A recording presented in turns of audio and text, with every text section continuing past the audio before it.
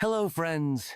Today, we're talking about Barış Baktas, an actor who, despite his relatively short career in cinema, has already captured the hearts of viewers not only in Turkey but also abroad.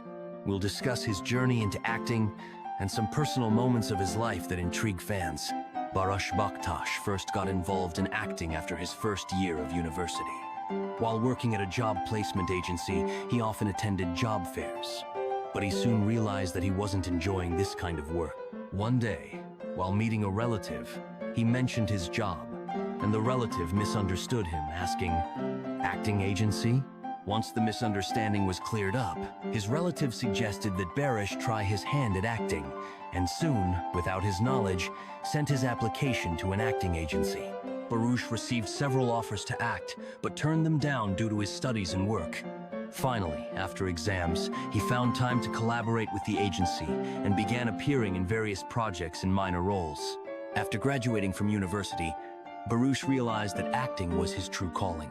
He removed his profile from the agency and dedicated himself entirely to studying acting, dance, fencing, and other skills necessary for an actor.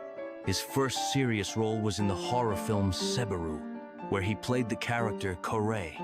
Shortly afterward, he achieved success by portraying King Henry V in the historical series War Legends in 2021. In 2022, he also appeared in the horror film House Number 26, The Scream of Death, where his character was also named Baris.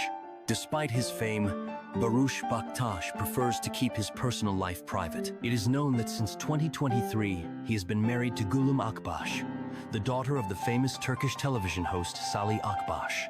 Gülüm owns a beauty salon in Istanbul, and the couple has no children together yet, though Gülüm is raising a child from a previous marriage.